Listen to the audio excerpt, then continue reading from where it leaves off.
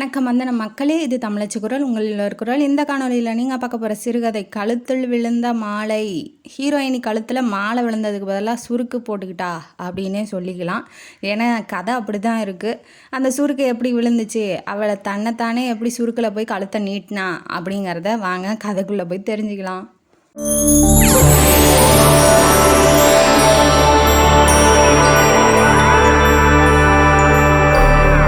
இந்த கதையோட ஆரம்பத்தில் ஹீரோயினியை இன்ட்ரடியூஸ் பண்ணுறாங்க. ஹீரோயினி பேர் மாதங்கி. அவங்க அம்மா அப்பா சின்ன வயசுலேயே இறந்து போயிட்டாங்க. அதனால் தன்னோட பெரியப்பா தயானந்து, பெரியம்மா சுமதி, அவங்க பொண்ணு ஜெயந்தி கூட வளர்கிறாங்க. தன்னோட 10 வயசுலேருந்து. சின்ன வயசுலேருந்தே கஷ்டம்தான். ஏன்னா அப்போ பெரியம்மா பெரியப்பா வீட்டில் வளர்ந்தா ஆப்வியஸாக தெரியும் இல்லையா, தன்னோட பொண்ணுக்கு எந்த வேலையும் வைக்க மாட்டாங்க. இந்த பொண்ணுக்கு தான், ஹீரோயினிக்கு தான் வைப்பாங்கன்னு தெரியும். அதனால் எல்லா வீட்டு வேலையும் செஞ்சுக்கிட்டு ஏதோ போடுறத சாப்பிட்டுட்டு படிக்க வைக்கிறத படிச்சுக்கிட்டு வாழ்ந்துட்டுருக்கா. அவங்க பெரியப்பா ரொம்ப நல்லவர்லாம் சொல்ல முடியாது. அவங்க பொண்ணை அவங்க பார்த்துக்கிறாங்க. இந்த பொண்ணை ஹீரோயினியை ஒரு வேலைக்காரி மாதிரி தான் நடத்திக்கிட்டு இருக்காங்க. இப்போ கல்யாணம் நடக்க போகுது. யாருக்கு அப்படின்னா ஜெயந்திக்கு, ஹீரோயினியோட அக்கா. 1 வயசு 2 வயசு அதிகமாக இருக்கும். அந்த பொண்ணுக்கு இப்போ நடக்க போகுது.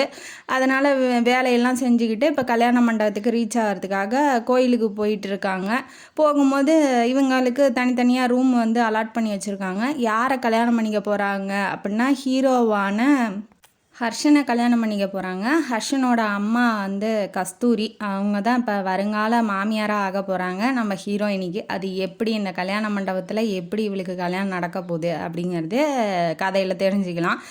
இப்போ கஸ்தூரி அம்மா ரொம்ப அவசர அவசரமாக பையனை தயார் பண்ணிவிட்டு அவசரமாக கல்யாண வேலையெல்லாம் பண்ணிகிட்ருக்காங்க. ஏன் அப்படின்னா ஹர்ஷனுக்கு ஏற்கனவே ஒரு லவ் ஃபெயிலியர். என்ன மாதிரி லவ் அப்படின்னா, அது ஊர்மிளா அப்படிங்கிற ஒரு பொண்ணை காதலிச்சிருக்காப்புல. அவங்க ரொம்ப நாகரிகமான மாடர்ன் கேர்ள் தான்.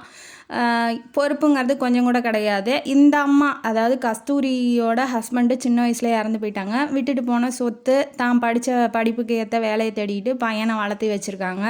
அவங்க ஆப்வியஸாக மருமகளாக தன்னை மாதிரி இருக்கணும், பையனை நல்லா பார்த்துக்கணும் அப்படிங்கிறது ஒரு எதிர்பார்ப்பு இருக்கும் இல்லையா எல்லா மாமியாருக்கும். அந்த மாதிரி தான் அவங்களும் எதிர்பார்த்தாங்க. அவங்க காதலிக்கெலாம் எதிர்ப்புலாம் சொல்லலை. சரி கல்யாணம் பண்ணிக்கப்பா, நான் ஒரு டைம் பொண்ணை பார்த்துக்கிறேன் அப்படின்னு சொன்ன வாட்டி ஊர்மிளாவை இன்ட்ரடியூஸ் பண்ணி வச்சுருக்காங்க. அவங்க எதையுமே எதிர்பார்க்கல. தனக்கு பணிஞ்சு நடக்கணும், தன்னோட வேலையெல்லாம் செஞ்சுக்கணும், பையனை நல்லா பார்த்துக்கணும், தான் சொல்கிறது தான் கேட்கணும் அப்படிங்கிற எந்த எதிர்பார்ப்பும் இல்லை. அவங்க உச்சபட்ச எதிர்பார்ப்பே என்ன அப்படின்னா, தான் போனதுக்கப்புறம் பொறுப்பாக இருக்கணும், குடும்பத்தை நல்லா பொறுப்பாக வழி நடத்தணும் அப்படிங்கிறது மட்டும்தான். அந்த பொறுப்பே அந்த பொண்ணுக்கு இல்லை. ஏன் அப்படின்னா அந்த பொண்ணு ஹேண்ட்பேக்கை விட்டுட்டு போயிடுறா. பேக்கில் நகை பணம் எல்லாம் நிறையா இருக்குது. அந்த பொண்ணு பணக்கார வீடு தான், வேலைக்காரங்கெல்லாம் வேலை செய்கிறாங்க தான் வீட்டில். அந்த பொண்ணுக்கு எந்த வேலையும் இல்லை தான். இருந்தாலும் பொறுப்புங்கிறது வேணும் இல்லையா பெண்ணுக்கு. அவள் பாட்டுக்கு அசால்ட்டாக விட்டுட்டு போகிறா. இவன் பையன் இப்படி ஃபோன் அடித்து சொல்கிறா ஹேண்ட்பேக்கை விட்டுட்டு வந்துட்டேன்னு. இவன் கொண்டு போய் கொடுக்குறான். இதெல்லாம் பார்த்துட்டு இந்த பொண்ணு எப்படி பொறுப்பாக இருக்க போகிறா அப்படிங்கிற மனசில் கஷ்டமாக தான் இருக்குது. இருந்தாலும் சரி, பையன் காதலிச்சிட்டான், நம்ம எதிர்ப்பு சொன்னால் அதுக்கு ஏதாவது சண்டை வரும் இல்லையா. கல்யாணங்கிறது 2 மனசும் ஒத்து போய் வாழ்கிறது தான். அவங்களுக்கு பிடிச்சிருக்குங்கும் போது நமக்கு ஏன் வேண்டாத வேலைன்னு சொல்லிட்டு இவங்க ஒரு பட்சமாக தான், அதாவது மனசு ஒப்பாமல் தான் அந்த கல்யாணத்துக்கு சம்மதிச்சாங்க. கல்யாணம் நிச்சயம் பண்ணுற நாளுக்கு நாள் என்ன பண்ணிட்டான்னா, அந்த பொண்ணு வீட்டிலேருந்து அவங்க அப்பா என்ன சொல்லிட்டாரு, ஊர்மிளா வீட்டில் அவங்க அப்பா என்ன சொல்லிட்டாருன்னா, இந்த நிச்சயம் வேணாம், கல்யாணம் வேணாம், பொண்ணுக்கு பிடிக்கலன்னு சொல்லிட்டாங்க அப்படின்னு சொன்னோடனே இவன் இடிஞ்சு போயிட்டான். லவ் ஃபெயிலியர் ஆயிடுச்சு இல்லையா, கல்யாணமும் நடக்க போகிறதில்ல, ரொம்ப கஷ்டத்தில் இருக்கான். அவங்க அம்மா எவ்வளவோ சமாதானப்படுத்துகிறாங்க. பரவாயில்லடா, இந்த பொண்ணு போனால் என்ன, வேறு பொண்ணு நம்ம கல்யாணம் பண்ணி வைக்கிறேன், நான் இதை விட அழகான பொண்ணெல்லாம் பார்க்குறேன் அப்படின்னாலும் அவன் மனசு ஒப்ப மாட்டேங்குது. இப்போ தானே ஹார்ட் பிரேக் ஆயிடுச்சு, கொஞ்ச நேரம் கொஞ்ச நாள் ஆகும் இல்லையா, அதனால் விட்டுறாங்க. அவன் பாதையிலேயே அவன் போகட்டும் அப்படிங்கிற மாதிரி. அந்த பொண்ணுக்கு, அந்த ஊர்மிளாக்கெல்லாம் கல்யாணம் ஆகி குழந்தையே பிறந்துருச்சு. அது வெளிநாட்டில் போய் செட்டில் ஆகிருக்கு. இதெல்லாம் கேள்விப்பட்டு ரொம்ப மனசு போயிடுறான். அம்மா அழுகிறாங்களே, சரி ஏதோ ஒரு பொண்ணு பார்த்துக்கு சம்மதிச்சு கல்யாணம் பண்ணிக்கலாம் அப்படிங்கிற ஒரு முடிவுக்கு வரோம். ஒரு 2-3 வருஷம் கழித்து அவங்க சொல்லி இப்போ தான் மனசு மாறி இருக்குது. அப்போ தான் இந்த ஜெயந்தி, அதாவது ஹீரோயினியோட பெரியம்மா பெரியப்பா வீட்டில் பொண்ணு பார்க்கறதுக்காக வந்திருக்கான். பொண்ணை பார்த்தோன்னே அவனுக்கு பிடிச்சிருக்கு. சரின்னு கல்யாணத்துக்கு சம்மதிச்சு 2 பேரும் இப்போ கல்யாண மண்டபத்தில் ரீச் ஆகிட்டாங்க. பொண்ணு இப்போ கீழே இறங்கி வர்ற டைமு. இப்போ என்ன ஆகுது அப்படின்னா, இவ ரெடி ஆகிறா. யார், நம்ம ஹீரோயினி மாதங்கி ரெடி ஆகிறா. பொண்ணுக்கு வந்து அலங்காரம் பண்ணுறதுக்கு பூ தரணும் இல்லையா மாப்பிள்ளை வீட்டிலேருந்து, அதனால் போய் வாங்கிட்டு வா. அப்போ விடிய விடிய வந்து ட்ராவல் பண்ணிட்டு வந்திருக்காங்க. இந்த அம்மா வந்து இறங்கி போய் சாப்பிடாதான், கை கால்லாம் வலிக்குது, மாடிப்படி இறங்க முடியாது அப்படின்னு சொல்லி அவங்க பெரியம்மா, அதாவது மாதங்கியோட பெரியம்மா வந்து சொல்லுது. அதுக்காக இந்த பொண்ணு தான் ட்ராவல் ஆகி வந்திருக்கு, அதுவும் ஒரு பொண்ணு தான், அதுக்கும் கால் இருக்குது கை இருக்குது, அதுக்கும் வலிக்கும், அதெல்லாம் கிடையாது, அது வேலைக்காரி, நீ என்ன வேணாலும் பண்ணலாம் அப்படிங்கிற மாதிரி இந்த பொண்ணை மேலேயும் கீழேயும் அலைய விட்டு போய் அதை எடுத்துகிட்டு வா இதை எடுத்துகிட்டு வா, அதை போய் பண்ணு இதை போய் பண்ணுன்னு சொல்லி அந்த பொண்ணை டார்ச்சல் பண்ணிகிட்ருக்கு. அது வேறு வழி இல்லை இல்லையா, அந்த பொண்ணுக்கு எங்கேயும் போகிறதுக்கு வழி இல்லை, வேலை செஞ்சு தானே ஆகணும் அப்படிங்கிறதுனால அந்த பொண்ணு செய்கிறா. இப்போ வந்து கஸ்தூரிகிட்ட போய் பூ வாங்கிறதுக்காக போயிட்டுருக்கா ஹீரோயினி. பார்த்தோன்னா நீ வந்து ஓ சம்மந்தியோட தம்பி பொண்ணு தானே நீ சொன்னாங்க, வாம்மா என்னம்மா வேணும் அப்படிங்கும்போது பூ கேட்டாங்க அப்படின்னு சொல்லி சொல்கிறா. பார்க்க ரொம்ப அழகாக இருக்கா, நீ நிறையா வச்சுக்கோ அப்படின்னு சொல்லிட்டு ஒரு அன்பாக, அதாவது இந்த கதையில் மாமியார் மருமக பாண்டிங் வந்து எப்படி ரொம்ப அழகாக, இந்த மாதிரி வந்து கதையில் தான் வருங்கிறது மாதிரி, கதையில் நிஜத்தில் கூட ஒரு சில பேர் இருக்கலாம், இருந்தாலும் ஒரு சில பேர் தான் இருப்பாங்க இல்லையா, இப்போ 100% இருக்கலாம். அந்த மாதிரி ஒரு மாமியார் மருமகளாக இது காம்போ அமைய போகுது. அவளுக்கும் பார்த்தோன்னா சின்ன வயசுலேருந்து அம்மா இல்லை அன்புக்காக ஏங்குற பொண்ணு தானே, அவளுக்கும் பார்த்தோன்னே ரொம்ப பிடிச்சிருக்கு கஸ்தூரியை. அதாவது இந்த சீனுக்கு முதல்ல இந்த சீன் நம்ம சொல்ல மறந்துட்டேன், ஹீரோவை பார்க்குறதுக்காக ஹீரோயினி போவா, அதாவது அக்கா கல்யாணம் பண்ணிக்க போகிற மாப்பிள்ளையை பார்க்கறதுக்காக இப்போ தங்கச்சி போய் கதவை தட்டுறா. ஏன்னா இவ பூ வாங்கிட்டு வர சொல்லியிருப்பாங்க இல்லையா பெரியம்மா, எந்த ரூமில் இருக்காங்கன்னு தெரியாது. ஒரு சில ரூமுக்கு வெளியில் நின்று கேட்பா, ஆம்பளைங்க குரலாக கேட்கும், சரி அங்கே இருக்க மாட்டாங்கன்னு சொல்லிட்டு அமைதியான ஒரு ரூமில் போய் கதவை தட்டுறா. தட்டும் போது ஹீரோ வெளியில் வந்துடுறாரு, என்ன வேணும் அப்படிங்கும்போது இவளுக்கு பார்த்தோன்னே அவனை ஹீரோ வந்து ரொம்ப பிடிச்சிருக்கு. ஹீரோவோட பேர் வந்து நான் அடிக்கடி மறந்துடுறேன், அதனால் ஹீரோனே சொல்லிக்கிறேன். அவனை பார்த்தோன்னே அவளுக்கு பிடிச்சிருக்கு. இருந்தாலும் அவளை வந்து இப்போ அது அக்கா கல்யாணம் பண்ணிக்க போகிறா, நம்ம ஏன் அப்படி நினைக்கணும், மனசை கட்டுப்படுத்த முடியாது இல்லையா, மனசுக்குள்ளே தானே நினைக்கிறோம், வெளியிலையா பேசிக்கிறோம். பார்க்க நல்லா ஹேண்ட்ஸமாக இருக்கான், நல்லா இருக்கான், சூப்பராக இருக்கானே, சைட்டு தானே அடிக்கிறோம், அடிச்சுட்டு போகலாம், இப்போ என்னப்பா அப்படிங்கிற மாதிரி அவளும் வந்து பார்த்துட்டே, இல்லை உங்கள் அம்மாட்ட எங்கள் பெரியம்மா பூ வாங்கிட்டு வர சொன்னாங்க, எங்கே ரூமுன்னு தெரில அப்படின்ன வாட்டி பாரு கடைசியில் இருக்காங்க பாரு போ அப்படின்னு சொன்னோடனே அவன் வந்து இவ பயந்துக்கிட்டு நடுங்கிக்கிட்டு பார்க்குறத பார்த்துட்டு அவனுக்கு சிரிப்பு வந்துடுச்சு. அவன் சிரிச்சுக்கிட்டே உள்ளே போயிடுறான், பட்டுன்னு கதவை சாத்திட்டு. இவளுக்கும் விட்டா போதுண்டா அப்படின்னு சொல்லிட்டு கடைசி ரூமுக்கு போயிருப்பா. இது வந்து இந்த சீனு முதல்ல நடந்தது, அது சொல்ல மறந்துட்டேன். அதுக்கப்புறம் என்ன ஆகுது அப்படின்னா, கிளம்பி இப்போ கீழே வந்து கல்யாணம் சம்மந்தம் போடுவாங்க இல்லையா, அதுக்காக பொண்ணை வந்து கூப்பிட்றாங்க. இவ வந்து என்ன பண்ணுறா அப்படின்னா, சாரிக்கு எடுத்து கட்டிக்கிட்டு புதுசாக வந்து இப்போ இவ வேலை செஞ்சிகிட்ருக்கா, எல்லாம் கிளம்பி இப்போ கீழே போகிறாங்க. இவளும் கிளம்பணும் இல்லையா, ஹீரோயினியும் மாதங்கியும் கிளம்பணும். அதனால் என்ன பண்ணுறான்னா, குளிச்சுட்டு ட்ரெஸ் மாற்றிக்கிட்டு வரேன் பெரியம்மா அப்படின்ன வாட்டி, இப்போ நீ ரொம்ப அலங்காரம் பண்ணது ரொம்ப முக்கியமாக, போய் அக்காவை கூட்டிகிட்டு வாப்போ ஜெயந்தியை, அவளுக்கு அலங்காரம் பண்ணிவிட்டு அப்புறமா நீ வந்து மேக்கப் போட்டுக்கோ, உன்னை யார் பார்க்க போகிறா அப்படிங்கிற மாதிரியே ஒருதலைபட்சமாக இருக்காங்கன்னு வச்சுக்கோங்களேன். சரின்ட்டு அவளும் என்ன பண்ணுறா, அவசரமாக வந்து முகம் மட்டும் கழுவிட்டு சாரியை மாற்றிட்டு அக்காவை போய் கூட்டிகிட்டு வர்றதுக்காக இவங்கெல்லாம் கீழே போயிட்டாங்க. அலங்காரம் பண்ணுறதுக்கு ஒரு ரூமில் விட்டுருப்பாங்க அவள் ஃப்ரெண்டுக்கிட்ட. அங்கே போய் கூப்பிடலான்னு போகும்போது அவளை காணோம். என்னடா இது கல்யாணம் பொண்ணை காணோன்னு பக்கத்து ரூம்லாம் தலவரா, இங்கிட்ட அங்கிட்டு தலவரா, அவளை ஆளையே காணோம். பெரியப்பா வந்து ரூம்லேருந்து வெளியில் வராப்புல அவர்கிட்ட போய் கேட்குறா, இந்த மாதிரி ஜெயந்தியை காணோம் பெரியப்பா, எங்கன்னு தெரில, ரூமில் பார்த்துட்டேன் அப்படின்ன வாட்டி இவரும் போய் தலவராரு, காணவே காணோம். ஒரு லெட்டர் மட்டும் கிடைக்கிது.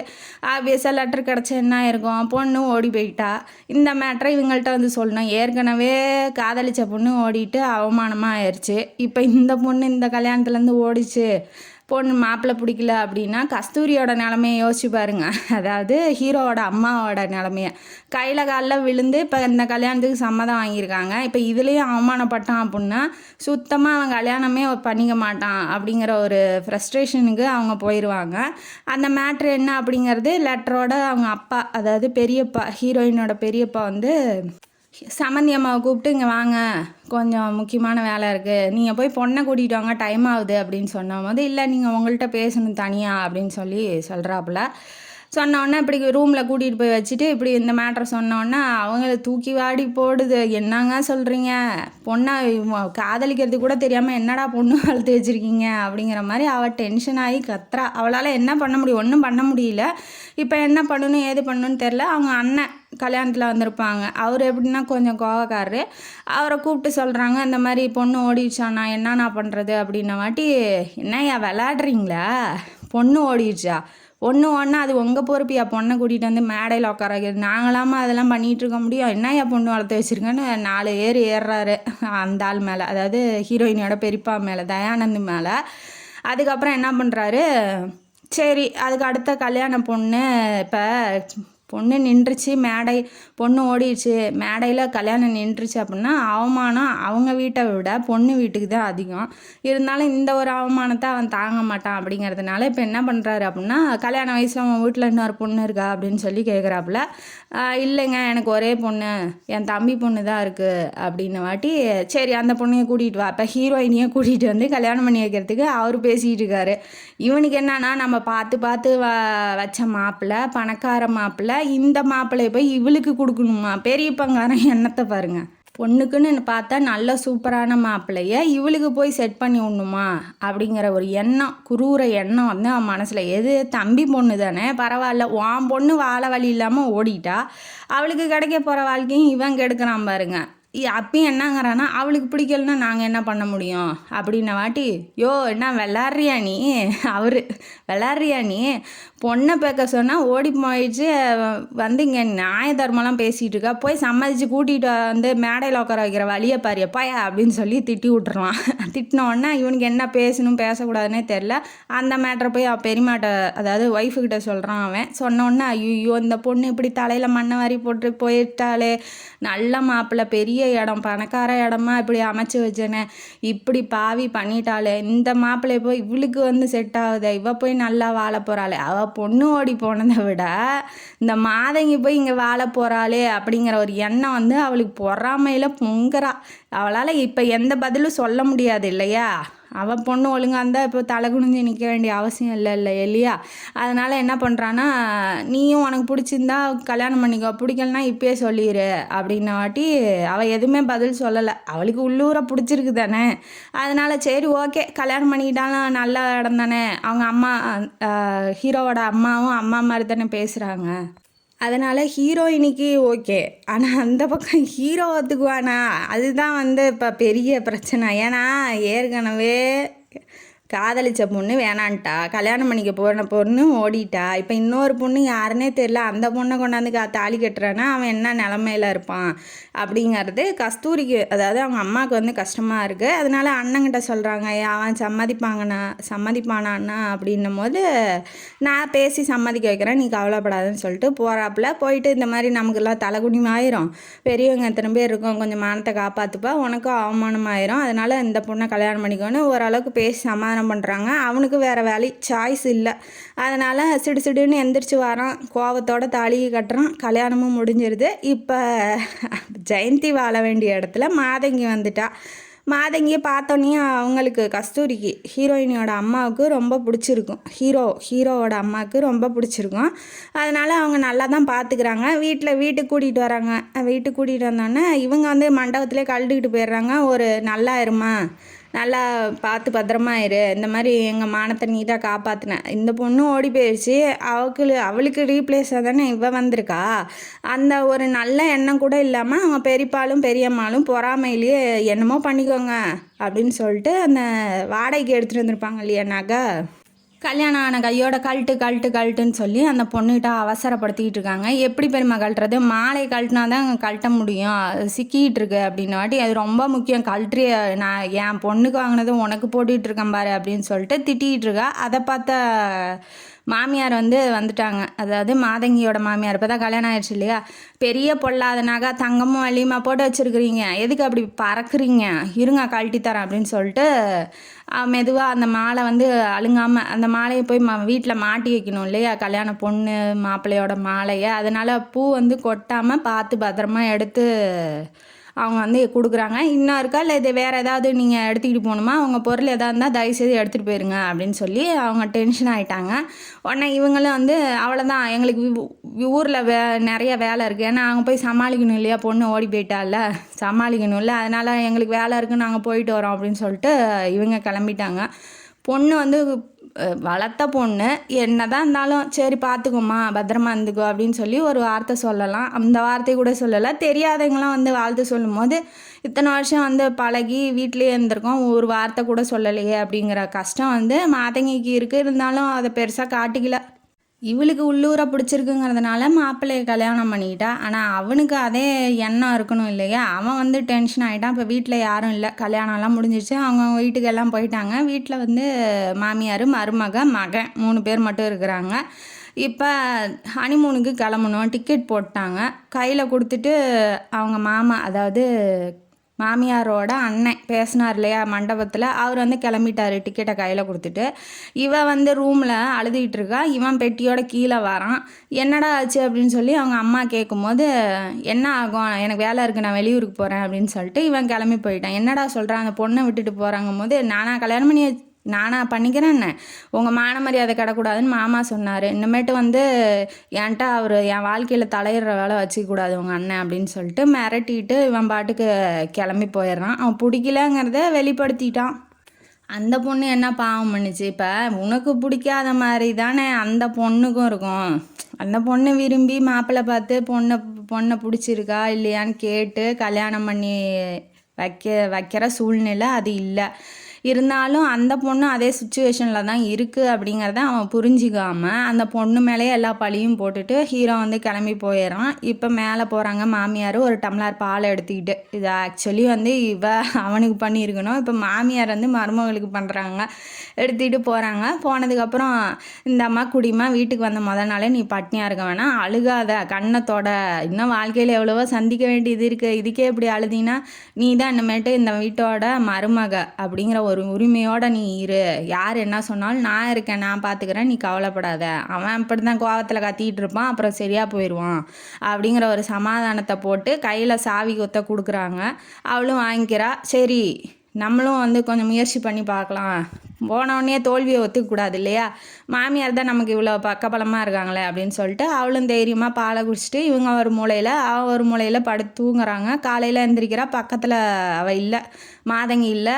இவ கீழே போயிட்டு காஃபி பலகாரம்லாம் சுட்டு மாமியாருக்கு முன்னாடி வச்சுட்டு நீங்கள் குடிங்கத்த அப்படின்னு சொல்லும் போது அவளுக்கு ரொம்ப நெஞ்சே குளிர்ந்துருச்சு. ஏன்னா இத்தனை வருஷமாக ஒண்டியாக பையனுக்காக சேவை செஞ்சு நமக்கு ஒரு காஃபி கூட உக்காந்து குடிக்கிச்சு, இந்தாங்க குடிங்க அப்படின்னு சொல்லி கொடுக்குற அளவுக்கு யாருமே இல்லை. இப்போ அவள் பண்ணும்போது அவங்களுக்கு ரொம்ப பிடிச்சிருக்கு, அவங்களுக்கு மருமகளை ரொம்ப பிடிச்சிருக்கு. அப்புறம் என்ன, ஆப்வியஸாக இப்போ 2 பேர் தான் இருக்காங்க, வீடெல்லாம் அலங்கோலமாக கிடக்கும். வேலைக்காரி ஒருத்தி தான் வரா, அதுவும் தோட்டத்தை சுத்தம் பண்ணுறதுக்கு மட்டும்தான் வரா. அவளை வச்சுக்கிட்டு வீடு தோட்டம் துறவு எல்லாத்தையும் சுற்றி அவங்க இருக்கிற ஏரியாவே கொஞ்சம் அதிகமாக க்ரௌடு இல்லாத ஏரியா. இப்போ இவங்களை அடித்து போட்டால் கூட கேட்குறதுக்கு ஆள் இருக்காது. ஒரே ஒரு நாய் மட்டும் வச்சுருக்காங்க, அதுக்கு பேர் ரோவர்.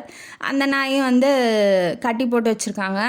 இப்போ இவங்களுக்கு அடிபட்டால் கூட யாரும் வந்து கேட்குறதுக்கு ஆள் இல்லை. இவனா வந்து பார்த்தா தான், அதாவது மகன் வந்து பார்த்தா தான், அந்த மாதிரி சூழ்நிலையில் இருந்துக்கிட்டு தனிமையிலே கழிச்சவங்க இப்போ மருமக கிடச்சிட்டா இல்லையா, அதனால ரொம்ப சந்தோஷப்படுறாங்க. சரிம்மா நீ பாரு வேலையை, நான் போய் குளிச்சுட்டு ஆஃபீஸுக்கு கிளம்புறேன், நீ ஏதாவது தனியாக இருக்கிறான்னு ஃபீல் பண்ணாத, இருக்கிற வேலையெல்லாம் செஞ்சுக்கிட்டு இரு, வேலை முடிஞ்சால் செய், இல்லைன்னா விட்டுரு, நானும் நீயும் கூட சேர்ந்து செய்யலாம் அப்படின்னு சொல்கிறாங்க. இல்லைத்தா பரவாயில்ல நான் செஞ்சுக்கிறேன், இப்போ வேலைக்காரி வந்துடுவாமா, அவளை வேணால் ஹெல்ப்புக்கு கூப்பிட்டுக்கோ அப்படின்னு சொல்லிட்டு இவங்க கிளம்பி போயிடுறாங்க. இப்போ இவளுக்கு ஆப்வியஸாக அவங்க பெரியம்மா வேலை வச்சு வேலை செஞ்சு பழகின உடம்பு ஓய்வு எடுக்க ஒத்துக்காது இல்லையா, அதனால் என்ன பண்ணுறா, தோட்டத்தெல்லாம் போய் சுத்தம் பண்ணுறா, வீடையே பளிச்சுன்னு நல்லா வேலை செஞ்சு பாத்திரத்தெல்லாம் கழுவிட்டு நல்லா வீடையே தொடச்சி சுத்தமாக பளிச்சுன்னு வச்சு விளக்கேற்றி மாமியாருக்காக வெயிட் பண்ணிகிட்ருக்கா. எல்லாம் புருஷனுக்கு வெயிட் பண்ணுவாங்க, இங்கே மாமியாருக்காக வெயிட் பண்ணிகிட்ருக்கா. அவங்களுக்கும் ரொம்ப பிடிச்ச பொண்ணு தானே, அதனால் சந்தோஷமாக டெய்லி நல்லபடியாக அவளுக்கு என்னென்ன வேணுமோ வாங்கிட்டு வந்து தராங்க. இந்த மாதிரி சாரி கட்டாத, இப்போ புது பொண்ணு பார்க்குறதுக்கு வருவாங்க இல்லையா, அதனால் சாரி இந்த மாதிரி கட்டாத, என்கிட்ட இருக்க புடவையெல்லாம் எடுத்துக்கோ, இங்கே ஒரு 10 புடவை வாங்கிட்டு வந்திருக்கேன், இதையும் கட்டிக்கோ, நல்லபடியாக நகையெல்லாம் எடுத்து போடுன்னு சொல்லி நகை பெட்டியெல்லாம் கொடுக்குறாங்க. நல்லபடியாக பார்த்துக்கிறாங்க மருமகளை. புருஷன் இல்லைங்கிற குறை ஒன்று தவிர மற்றபடி அவளுக்கு எந்த குறையும் இல்லை. வர்ற போகிறவங்கள்ட்டெல்லாம் நல்லபடியாக சிரித்து அவளும் பேசுகிறா, அதனால் யாருக்கு எந்த சந்தேகமும் வரல. அவன் எத்தனை நாளைக்கு தனியாக இருப்பான், அம்மா விட்டுட்டு, அம்மா கூடயே வளர்ந்த பையன். அம்மாவுக்கு கோவம் இருந்தாலும் ஒரு வாரம் 2 வாரம் கழித்து அவனும் வந்துடுறான். போகிறதுக்கு நாதி இல்லை இல்லையா, அதனால் வந்துடுறான். வீட்டுக்கு வந்தோடனே இவன் வந்து நல்லா எல்லா வேலையும் செஞ்சு வைக்கிறது, வீடெல்லாம் சுத்தமாக இருக்கிறது, பளிச்சுன்னு தோட்டம் இருக்கிறதெல்லாம் பார்த்துட்டு அவனை ஆச்சரியப்படுறான். சரி ஏதோ வேலை செய்கிறாளாட்டங்குது அப்படின்னு சொல்லிட்டு வாங்க கோயிலுக்கு போகலான்னு சொல்லியிருப்பாங்க அவங்க மாமியார். அதனால் ரெடியாகி நல்லா நகை பூ புடவை எல்லாம் கட்டிட்டு நல்லா இருப்பாள். அதை பார்த்துட்டு இவ்வளோ அழகாக இருக்காளா அப்படின்னு சொல்லி அவனும் ஓரளவுக்கு ரசிக்கிறான் அவளை. ஒய்ஃபு தானடா, இன்னுமேட்டு என்னடா ரசித்தா என்ன ரசிகல்னா என்ன, அவளும் கஷ்டப்படுவா, அவளும் சின்ன பொண்ணு தான், இப்போ தான் கல்யாணம் ஆகிருக்கு, அந்த எண்ணம்லாம் அவனுக்கு வரமாட்டேங்குது. என்ன பண்ணுறான் அப்படின்னா, சரி அப்படின்னு சொல்லிட்டு இங்கே வந்து உட்காருங்க நான் காஃபி போட்டு தரேன் அப்படின்னு சொன்ன வாட்டி காஃபி எடுக்கலான்னு போகிறா. அவன் அதுக்குள்ளே உள்ளே போயிட்டு ஜூஸை வந்து எடுத்து டம்ளரில் ஊற்றி குடிக்கலான்னு பார்க்கும்போது டம்ளர் கீழே விழுந்து உடஞ்சிருது.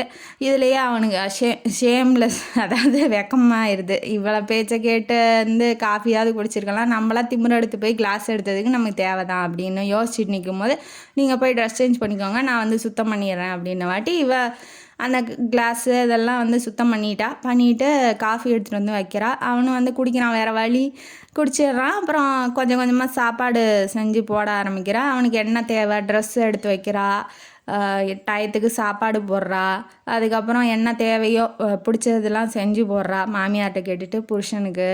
வேறு என்ன எல்லாமே அவனுக்கு என்னென்ன தேவையோ எல்லா வேலையும் பண்ணுறா. அஸ் அ ஒய்ஃபாக என்ன பண்ணுமோ எல்லாம் பண்ணுறா.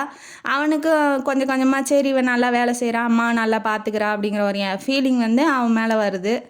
அம்மாவுக்கு திடீர்னு உடம்பு சரி இல்லாமல் போயிடுது, பிபி ஹையாயிருது. அதனால் என்ன பண்ணுறாங்கன்னா டாக்டரை கூப்பிட்டு இவ தான் பார்த்துக்கிறா, எல்லா வேலையும் இவதே பார்த்துக்கிறா. அப்புறம் 2 நாள் கழித்து இவங்க வந்து பார்க்கும்போது என்னாச்சு அம்மாவுக்குன்னு கேட்குறான். ஃபஸ்ட்டு பேசுகிறான், இதுதான் பேசுகிறான் ஒய்ஃபுக்கிட்ட. என்னாச்சுன்னு சொல்லி கேட்கும்போது இல்லை அம்மாவுக்கு உடம்பு சரியில்லாமல் ஆயிடுச்சு அப்படின்னு சொல்கிறா. சொன்னோன்னே என்ன சொன்னார் டாக்டர் அப்படின்ன வாட்டி, இந்த மாதிரி ஓய்வு எடுக்கணுமா, ரொம்ப வேலை செஞ்சுருக்காங்க இல்லையா, அதனால் ஓய்வு எடுக்கணும்னு சொல்லியிருக்காங்க அப்படின்ன வாட்டி இவனுக்கு கொஞ்சம் ஆறுதலாக இருக்குது. இப்போ இவங்களுக்கு உடம்பு சரியில்லை அப்படின்னா இவன் தான் லீவு போட்டு இங்கே வந்து பார்த்துக்கிற மாதிரி இருக்கும். இவங்களை விட்டுட்டு எங்கேயும் போக முடியாது, ஆஃபீஸ் ஒர்க்கு நிறையா இருக்கும், அவனால் அதையும் மேனேஜ் பண்ண முடியாது. அதனால் ரொம்ப கஷ்டப்பட்டுட்டு இருந்தான். இப்போ இவ இருக்கிறதுனால, ஹீரோயின் இருக்கிறதுனால அந்த கவலை இல்லாமல் இருக்கிறான். கொஞ்சம் முன்னேறி வரும்போது இவன் இப்போ தான் பேச ஆரம்பிச்சிருக்கான் இல்லையா, அதுக்குள்ளே வந்து வெளியில் ஹார்னு சத்தம் கேட்குது. கார்லேருந்து இறங்கி வர்றது யார் அப்படின்னா, அந்த கல்யாணம் ஆகி புள்ள பெத்தா பாருங்க ஊர்மிளா, பழைய எக்ஸ் லவ்வர், அவள் வந்து நிற்கிறா. இவளை பார்த்தோன்னா என்ன யார் இது, இப்போ அத்தைக்கு தெரிஞ்சவங்களா இருப்பாங்களோ அப்படின்னு சொல்லிட்டு வாங்கன்னு உட்கார வச்சு காஃபி டீலாம் கொடுத்தோன்னே அவங்க அத்தை பார்த்துட்டு என்ன சொல்கிறாங்க அப்படின்னா, இவ எதுக்கு இங்கே வந்திருக்கா அப்படின்ற மாதிரி கேட்கும்போது யார்கிட்ட அவங்க அப்படின்ன வாட்டி, ஏன்னா அவன் வந்து அவன்கிட்ட ஹீரோட்ட வந்து அழிஞ்சு பேசிகிட்டு இருக்கா. அவனே இப்போ தான் 4 வார்த்தை பேசினான், அதுக்குள்ளே இவ வந்து இப்படி பேசிகிட்டு இருக்காளே யாரா அவ அப்படின்னு சொல்லி அவளுக்கும் டென்ஷனாக தான் இருந்துச்சு. இவ தாம்மா எக்ஸ் லவ்வர், வேணான்னு சொல்லிட்டு ஓடிட்டா, இன்னொரு கல்யாணம் பண்ணிக்கிட்டு இப்போ எதுக்கு என் பையன்ட்ட வந்து பேசிகிட்டு இருக்கான்னு தெரியலையே அப்படின்ன வாட்டி அவள் போனதுக்கப்புறம் மகனை கூப்பிட்டு விசாரிக்கிறா, என்னடா ஆச்சு அப்படின்ன வாட்டி அவள் புருஷன் ரொம்ப கொடுமைப்படுத்துகிறானா, அதனால் வந்து என்கிட்ட சொல்லிகிட்டு இருக்கா அப்படின்ன வாட்டி, அதை போய் யார் ஓன்ட்ட சொல்கிறாளா, நீயே வந்து பொண்டாட்டியை கொடுமைப்படுத்திக்கிட்டு இருக்க, உன்கிட்ட போய் அவள் சொல்லிகிட்டு இருக்கா, நீ போய் அவளை காப்பாற்ற புரியாடா, அவள்கிட்ட பேசுகிறவளை வச்சுக்கிட்டு அவளை தான் நீ இனிமேட்டு அவள் வீட்டு பக்கமே வரக்கூடாது அப்படின்னு சொல்லி மிரட்டுறாங்க.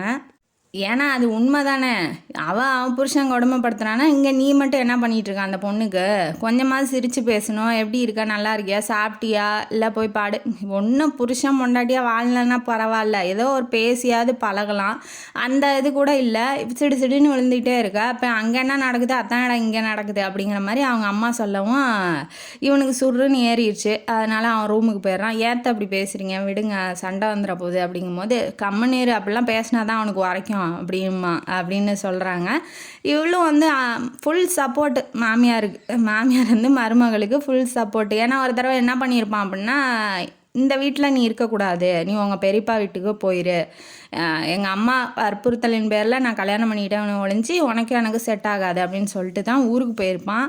அப்போ வந்ததுக்கப்புறம் நீ ஏன் போகலைன்னு கேட்கும்போது அவங்க அம்மா வந்து சொல்லியிருப்பாங்க, இது என் புருஷனோட சொத்துடா, அவள் போக மாட்டா, நான் இங்கே இருக்கிற வரைக்கும் அவளும் எனக்கு துணையாக இருப்பா அப்படிங்கும்போது இது எங்கள் அப்பாவோடது அப்படின்னு அவன் சொல்லுவான். சரி உனக்கு உங்கள் அப்பானா எனக்கு என் புருஷன்டா, அதனால என்ன போடா வேலையை பற்றிட்டுன்னு சொல்லி ரொம்ப ஃபுல் சப்போர்ட்டாக அவள் எங்கேயும் போகக்கூடாது, தன்னோடையே இருக்கணும்னு நினைக்கிறாங்க. நல்ல மாமியார் தான். ஆனால் இந்த மாதிரி மாமியார்லாம் கதையில் தானே வராங்க. அதுக்கப்புறம் இந்த சீன் ஓடிடுச்சா, இவன் அடிக்கடி பேசுறது பழகிறது, ஃபோன் அடிச்சுட்டு வா போகலான்னு சொல்லி கூப்பிட்றது, அப்புறம் நேர்லேயே வந்து பார்க்கறது, இதெல்லாம் வந்து அவளுக்கு பிடிக்கல. யாருக்கு, ஹீரோயினி. ஒரு தடவை என்ன பண்ணியிருப்பான், பீச்சில் உட்காந்து பேசிகிட்டு இருப்பாங்க. இது இவனுக்கு தேவையான்னு நான் கேட்குறேன். அவளுக்கு கல்யாணம் ஆயிடுச்சு, குழந்த பிறந்துருச்சு, அவள் வேற ஒருத்தனோட பொண்டாட்டி. நீ போய் பேசலாமா? உனக்கு கல்யாணம் ஆகி வீட்டில் ஒய்ஃப் இருக்கா, பிடிக்குதோ பிடிக்கலையோ, பிடிக்கலன்னா பிடிச்ச மாதிரி மாற்றிக்கோங்க, வேறு வழி முடிஞ்சிருச்சு கல்யாணம். இது அவளும் கஷ்டப்படுறா, நீயும் கஷ்டப்படுற, அவளுக்கும் மனசு இருக்குது இல்லையா? அதெல்லாம் புரிஞ்சிக்காம இவன் என்ன பண்ணுறான் அப்படின்னா, அவள்கிட்ட போய் இப்போ பழைய காதல் கொஞ்சம் கொஞ்சமாக துளிர் விடுதுன்னு வச்சுக்கோங்களேன். அதனால் அவள்கிட்ட போய் மூஞ்சில் அடித்த மாதிரி வராத, பேசாத, பழகாதன்னு அவனால் சொல்ல முடியல. ஏன்னா இப்பயும் கொஞ்சம் மனசில் ஓரத்தில் அந்த காதல் இருந்துக்கிட்டே இருக்குது. பீச்சில் உட்காந்து இப்போ 2 பேரும் பேசிகிட்டு இருக்கதை பார்த்தா குடும்ப நண்பர் ஒருத்தர், ஏன்னா கல்யாணத்துக்கு நிச்சயம் பண்ணுறதுக்காக அந்த பொண்ணை தான் பார்த்துருக்கோம் அப்படின்னு சொல்லிட்டு நிச்சயத்துக்கு வந்திருப்பாப்புல. அந்த பொண்ணு ஓடிடுச்சுன்ன வாட்டி இவரும் வந்திருப்பார். இப்போ அந்த பொண்ணோட இவன் நின்று பேசிகிட்டு இருக்கதை பார்த்துட்டு அவர் என்ன பண்ணுறாரு, கிட்ட வராரு. வந்தோடனே என்னப்பா இங்கே உட்காந்துட்டு இருக்க, இந்த பொண்ணு தானே உன்னை வேணான்னு சொல்லிட்டு போச்சு அப்படின்ன வாட்டி அவனுக்கு மூஞ்செல்லாம் செவந்துருச்சு. ஐயோ இவன் வேற கண்டுபிடிச்சிட்டானே அப்படிங்கிற மாதிரி.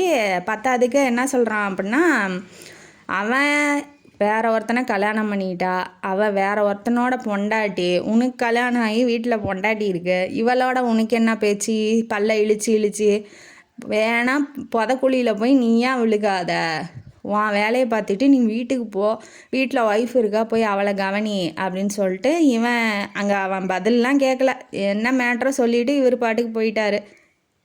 இதை கேட்டால் அவனுக்கு தூக்கி வாரி போட்டுருச்சு. மனசில் கருக்குன்றுச்சு. இப்போ அவன் சொல்கிறது உண்மை தானே. இதை கேட்டால் அவளுக்கு அந்த ஊர்மிளாக்கு என்ன ஆயிடுச்சு அப்படின்னா, யார் இந்த கிழவன் இங்கே பேசிகிட்டு இருக்கான், இந்த மாதிரி தேவையில்லாத ரிலேட்டிவ்ஸ்லாம் அவாய்ட் பண்ணிடு, நீ இனிமேட்டு நீயும் நானும் ஒன்றா இருக்கணும்னு நான் நினைக்கிறேன். அதாவது அவள் புருஷனை விட்டு வந்துடுறாளாம், இவன் கூட வாழ்கிறாளாம். அந்த மாதிரி எண்ணத்தில் இவன்கிட்ட கடலையை போட்டுக்கிட்டு இருந்திருக்கா. அதை இவன் இப்போ தான் புரிஞ்சுக்கிறான். ஐயோ என்னம்மா அது ரூட்டே மாறுதே, சும்மா ஃப்ரெண்டுன்னா கஷ்டப்படுத்துனான்னா பேசிகிட்டு இருக்கலாம், கம்பெனி கொடுக்கலான்னு பார்த்தா நீ வேறு கம்பெனிக்கு கூப்பிட்றியே, ஐயோ இது செட் ஆகாது, அப்போ அந்த ஆள் சொன்னது உண்மைதான் அப்படிங்கிற மாதிரி மனசில் நினச்சிட்டு, இதெல்லாம் வேண்டாமா, நீ போய் உன் வேலையை பாரு, உன் வாழ்க்கையை பாரு, நான் கொண்டு போய் உன்னை வீட்டில் விட்டுறேன், வா போகலான்னு சொல்லி வீட்டில் விட்டுட்டு இப்போ வீட்டுக்கு போகிறான். போனதுக்கப்புறம் ஒய்ஃபு ரூமில் இருக்கா, இவன் போகிறான். இப்போ தான் தப்பு பண்ணிட்டோம், குத்தமில்ல நெஞ்சு குறுக்குது. போகிறான், நேராக போய் பேசுகிறான். என்ன பண்ணுற, என்ன படிச்சிருக்க, ஒய்ஃபுக்கிட்ட முதல்ல பாட தெரியுமா, சமைக்க தெரியுமா, சமைச்சது தான் தெரியும்ல, நல்லா சாப்பிட்ருக்கான், பாட தெரியுமா, எத்தனாவது வரைக்கும் படிச்சிருக்கா, என்னென்ன உனக்கு தெரியும் அப்படின்னு சொல்லி கொஞ்சம் விஷயம் பேச ஆரம்பிக்கிறான். அவளுக்கு ரொம்ப சந்தோஷமாயிருது. உடனே இப்போ ஒரு கரடி பூந்த மாதிரி பெரியம்மா பெரியப்பா கீழே கூப்பிட்டுட்டு இருக்கிறாங்க. இவ போகிறா, வாங்க பெரியம்மான்னு சொல்லி உட்கார வைக்கிறா. என்னடா இது சோழியங்குடுமி சும்மா ஆடாதே, இப்போ இதுங்க எதுக்கு இங்கே வந்துச்சுங்க அப்படின்னு சொல்லி இதுங்களுக்கு ஒரு ஃப்ளாஷ்பேக் போகுது. எது அப்படின்னா, ஒரு வாரம் கழித்து அவள் பொண்ணுக்கிட்ட லெட்டர் வந்திருக்கு, இந்த மாதிரி எனக்கு கல்யாணம் ஆயிடுச்சு, ரமேஷுங்கிறவனை கல்யாணம் பண்ணிக்கிட்டேன், மாமனார் மாமியார்லாம் இருக்கிறாங்க. மாமியார் ஆஸ்துமா பேஷண்ட்டு, மாமனார் உடம்பு சரியில்லாதவர், இதய நோய், அதனால் அவங்கள பார்த்துக்கிட்டு இங்கே தம்மா இருக்கேன்னு சொல்லி அட்ரஸோடு போட்டு லெட்டர் அனுப்பிச்சிருக்கா. என்னதான் இருந்தாலும் பெத்தவ இல்லையா, அதனால் இவங்க 2 பேரும் கிளம்பி வீடு இருக்கிற தாவுக்கு போகிறாங்க.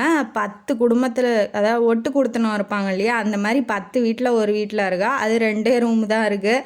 அங்கே கஷ்டப்பட்டுக்கிட்டு இருக்கான். அவன் ஒரு குறைஞ்ச சம்பளத்தில் வேலைக்கு போயிட்டுருக்கான், காதலிச்சு கல்யாணம் பண்ணவன். மாமனார் மாமியாரை பார்த்துக்கிட்டு, இவ்வளோ கஷ்டப்படுறாளே, இது உனக்கு தேவையாடி, நாங்கள் நல்லபடியாக பார்த்து நல்ல மாப்பிள்ளை, பணக்கார மாப்பிள்ளையாக பார்த்தோம், அவனை விட்டுட்டு இப்படி கஷ்டப்படுறியாடின்னு அழுகுறாங்க. இப்போ இவ கஷ்டப்படுறத பார்த்துட்டு இவளும் கஷ்டப்படுவாள்ல, இப்போ பிடிக்காம தானே கல்யாணம் பண்ணி வச்சோம், அங்கே போய் அவளையும் பார்த்து ரசிச்சுட்டு வந்தால் தான் நமக்கு மனசு ஆறுன்னு அந்த ஒரு வக்கர புத்தியில் இதுங்க 2 இப்போ இந்த வீட்டுக்கு வந்திருக்கு. என்ன சாக்க வச்சுக்கிட்டு அப்படின்னா, மாமியாருக்கு உடம்பு சரியில்லை இல்லையா, பார்த்துட்டு விசாரிச்சுட்டு போகலான்னு வந்தோம்மா அப்படின்னு சொல்லிட்டு உக்காந்துட்டு இருக்குதுங்க.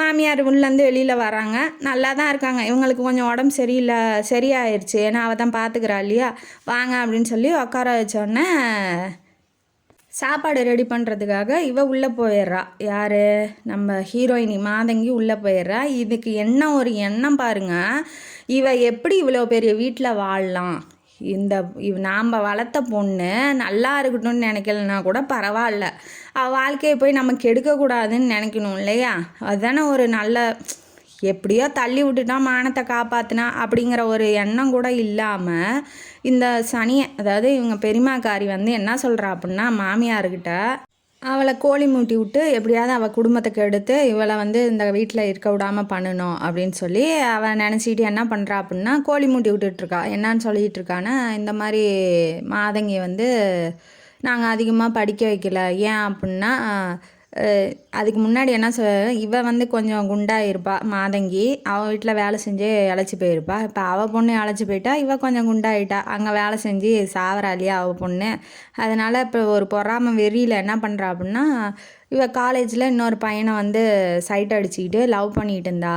அதெல்லாம் தெரிஞ்சு காலேஜே நாரி போய் அவங்க பிரின்ஸிபல் எங்களுக்கு ஃபோன் பண்ணி கூப்பிட்டு அவங்க வந்து திட்டி, அதுக்கப்புறம் நாங்கள் காலேஜை விட்டு நிறுத்திட்டோம். அதனால தான் அவளால் படிக்க வைக்க முடியல அப்படின்னு சொல்லி அவள் சொல்லிகிட்டு இருக்கா. இது வந்து இந்த அம்மாவுக்கு, அதாவது மாமியாருக்கு வந்து டென்ஷன் ஆகுது. பத்தாதுக்கு இது ஏன் நீங்கள் கல்யாணத்துக்கு முன்னாடியே சொல்லலை, இப்போ வந்து சொல்கிறதுக்கு என்ன ரீசன் அப்படின்ன வாட்டி, இல்லை அப்பயே நாங்கள் சொல்லி கல்யாணத்தை நிறுத்த விரும்பலை. இப்போ வந்து வேற ஒருத்தங்க மூலயமா நீங்கள் கேட்டு அதனால் நீங்கள் மனசு கஷ்டம் ஆயிரும் இல்லையா, அதனால நாங்கள் வந்து இப்போ சொல்கிறோம் அப்படின்ன வாட்டி, இவளுக்கு வந்து மனசு கஷ்டமாக தான் இருக்குது. நம்ப இந்த அம்மா பொய் சொல்லுதா, பொய் சொல்லலை, உண்மையை சொல்கிறாளா அப்படிங்கிற ஒரு குழப்பத்திலே இருக்காங்க.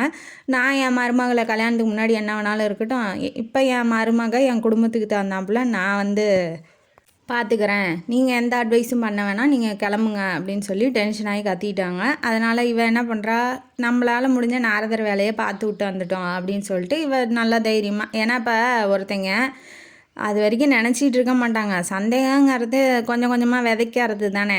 இவங்களுக்கு ஒரு விதையை போட்டு விட்டு வந்திருக்கா இவ பெரியம்மாக்காரி. எப்படிப்பட்டவளாக இருக்கா பாருங்க. அந்த பொண்ணு எப்படி அப்போ அங்கே போய் பொழைக்கலாம், நிம்மதியாக இருக்கலாம் அப்படிங்கிற ஒரு மன எரிச்சலில் என்னென்ன அப்போ வேலை பண்ணுறா பாருங்க. அவன் பெரியப்பங்காரன் ஒன்றும் கண்டுக்கல, என்னத்த போய் சொல்கிறது. அப்புறம் இந்த அம்மாவுக்கு ஒரே அதே நினப்பாவே இருக்குது. முடிஞ்ச வரைக்கும் மருமகள்கிட்ட மூஞ்செல்லாம் காமிக்கல, எப்போதும் போல தான் நார்மலாக இருக்காங்க. எதுக்கும் இது உண்மையா பொய்யா அப்படிங்கிறத நமக்கு தெரியணும் இல்லையா.